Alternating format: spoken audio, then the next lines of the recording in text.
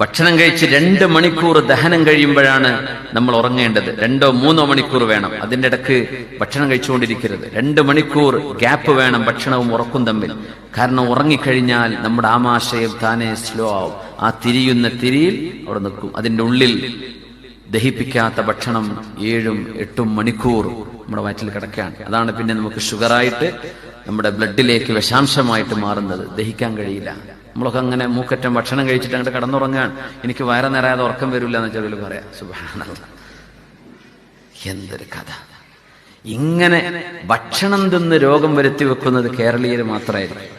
ഭക്ഷണം കഴിച്ചിട്ട് അള്ളാഹു ഇത്ര അനുഗ്രഹം ചെയ്തിട്ട് ഒരു ഡിസിപ്ലിൻ ഇല്ലാതെ ഏത് ഭക്ഷണം കഴിക്കേണ്ടത്?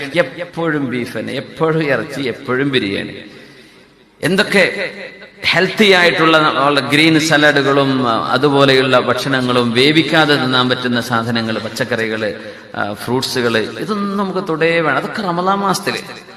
സുബ്ഹാനല്ലാഹ്, ഫ്രൂട്ട്സിന്റെ മാസം റമളാൻ മാസം. സുബ്ഹാനല്ലാഹ്. ഇങ്ങനെ നമ്മൾ നമ്മുടെ ശരീരത്തെ നശിപ്പിക്കുകയാണ്.